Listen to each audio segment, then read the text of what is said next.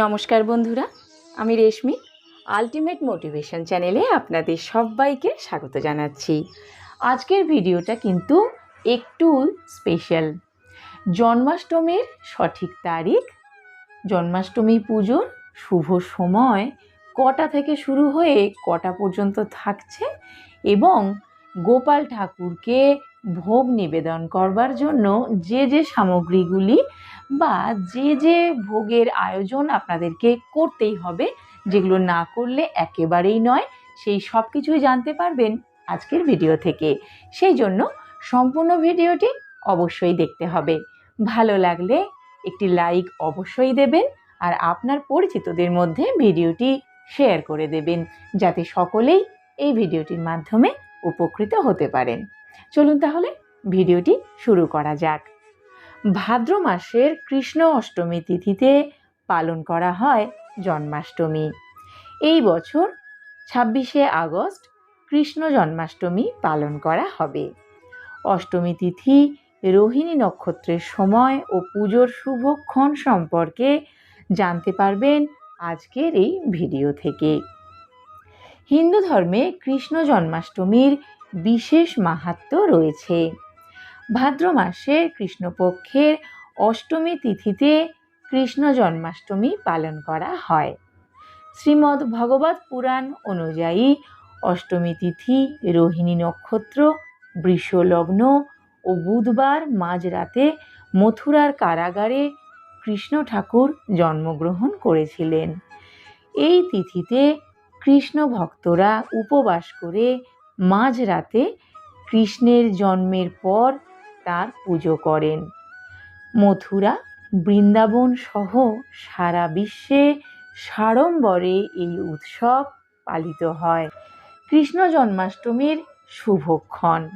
অষ্টমী তিথি শুরু হচ্ছে 26শে আগস্ট 2024 ভোর 3:40 আর অষ্টমী তিথি সমাপ্ত হচ্ছে 27শে আগস্ট 2024 দুপুর 2:20।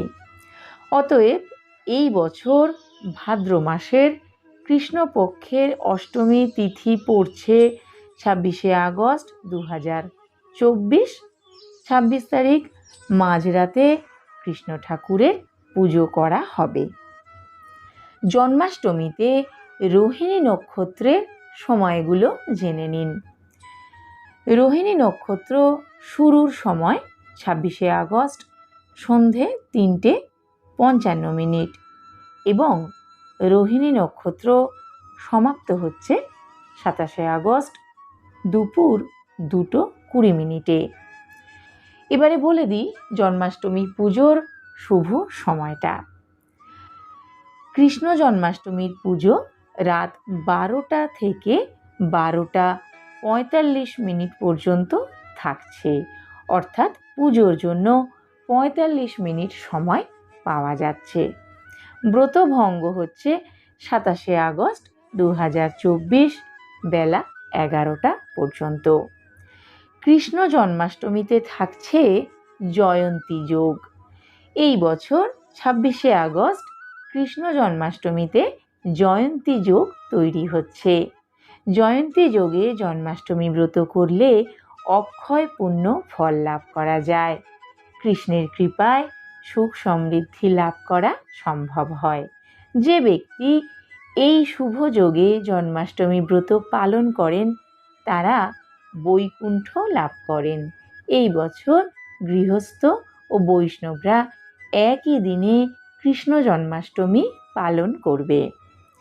এবার আসি জন্মাষ্টমীর বিশেষ ভোগের কথায়। জন্মাষ্টমীর দিনে একাধিক ভোগ অর্পণ করা হয়ে থাকে নাড়ুগোপালকে। এই দিনে বাড়িতে যে নাড়ুগোপাল রয়েছে তার উদ্দেশ্যেই দেওয়া হয় এই ভোগ। এমন দিনে 56 ভোগের কিন্তু যথেষ্ট গুরুত্ব রয়েছে। ভাদ্র মাসে জন্মাষ্টমীর এই শুভ দিনে আর কি ভোগ দিয়ে আপনি নাড়ুগোপালকে পুজো করতে পারেন সেটাই আপনাদেরকে জানিয়ে দেব।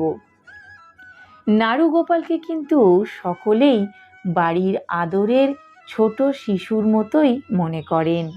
তাই ভালোবেসে তাকে একাধিক ভোগ উৎসর্গ করা হয়। জন্মাষ্টমীর সঙ্গে জড়িয়ে রয়েছে কিছু প্রচলিত ভোগ নাড়ু গোপালকে অবশ্যই উৎসর্গ করতে পারেন। প্রথমেই বলবো তালের বড়া ও তাল ক্ষীরের কথা। ভাদ্র মাসে খুব ভালো তাল পাওয়া যায়। এই ফলের থেকে একাধিক রকমের সুস্বাদু পদ তৈরি করা যায়, যেমন তালের বড়া, তাল ক্ষীর ইত্যাদি। আর এই খাবারগুলি গোপাল ঠাকুরকে অবশ্যই উৎসর্গ করবেন। 2. মাখন মিছরি। নাড়ু গোপালের সবচেয়ে প্রিয় হলো মাখন মিছরি। পৌরাণিক কাহিনী অনুসারে শ্রীকৃষ্ণ ছোটবেলায় মায়ের আড়ালে ননি খেতেন, তাই তার আরেক নাম ননি গোপাল। সেই জন্যই এই বিশেষ দিনের ভোগের মধ্যে মাখন মিছরি রাখাটা খুবই গুরুত্বপূর্ণ। 3 নম্বরে আছে ক্ষীর।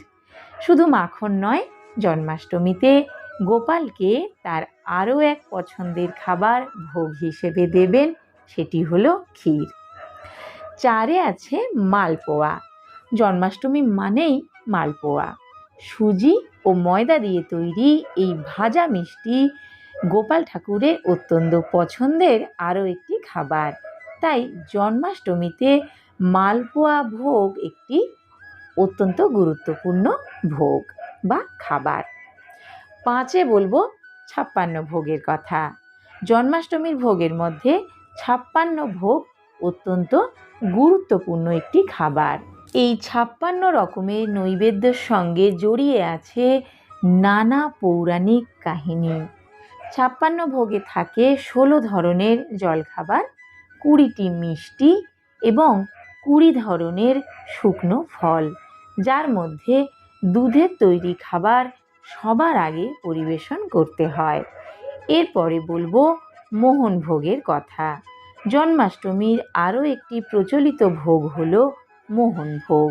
মূলত বাড়িতেই তৈরি করা হয় এই মিষ্টি, তবে বর্তমানে দোকানেও কিনতে পাওয়া যাচ্ছে এই মোহন ভোগ। এরপরে বলবো নারকেল নাড়ুর কথা।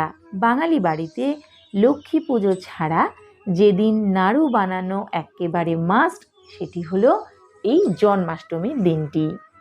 এরপরে রয়েছে বাসন্তী পোলাও। অনেকেই কিন্তু নাড়ু গোপালকে বাসন্তী পোলাও ভোগ হিসেবে নিবেদন করেন। একাধিক পদ রেঁধে নৈবেদ্যতে সাজিয়ে দেওয়া হয় জন্মাষ্টমীর দিন, তবে সেগুলি অবশ্যই নিরামিষ হতে হবে। যে কোনো পুজোতেই বাঙালিদের প্রসাদের তালিকায় লুচি সুজি থাকবেই, আর এই জন্মাষ্টমী পুজোতেও তার অন্যথা কিন্তু হয় না। গোপাল ঠাকুরকে নিবেদন করতেই পারেন লুচি ও সুজি। এরপর আছে মিষ্টি।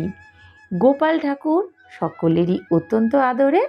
ভক্তরা তাদের নিজেদের মনের পছন্দ অনুযায়ী মিষ্টি খাওয়ার জন্য দিতে পারেন আদরের গোপাল ঠাকুরকে।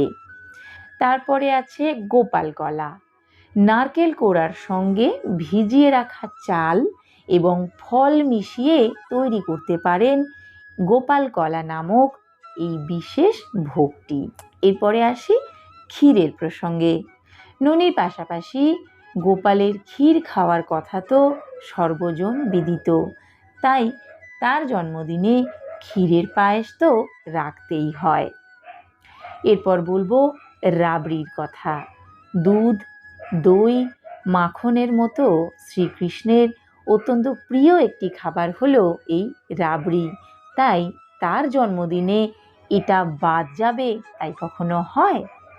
কৃষ্ণের আরেকটি পছন্দের খাদ্য হলো কিন্তু মালাই, তাই জন্মাষ্টমীর ভোগের ডালায় মালাই অবশ্যই যোগ করতে পারেন। এরপর বলবো শ্রীখণ্ডের কথা। এটি দই দিয়ে তৈরি অপূর্ব একটি খাবার। আমাদের রাজ্যে তেমনভাবে এই খাবারটির প্রচলন না থাকলেও ভারতের অন্যান্য রাজ্যে জন্মাষ্টমীর দিন শ্রীখণ্ড একেবারে কিন্তু আবশ্যিক। বন্ধুরা, এই ছিল আমার আজকের ভিডিও। আশা করি ভিডিওটি আপনাদের উপকারে লাগবে। ভালো লাগলে একটি লাইক অবশ্যই দেবেন আর আপনার পরিচিতদের মধ্যে ভিডিওটি শেয়ার করে দেবেন, যাতে সকলেই এই ভিডিওটির মাধ্যমে উপকৃত হতে পারেন। চ্যানেলটি সাবস্ক্রাইব করার অনুরোধ রইল। সম্পূর্ণ ভিডিওটি দেখার জন্য অনেক ধন্যবাদ।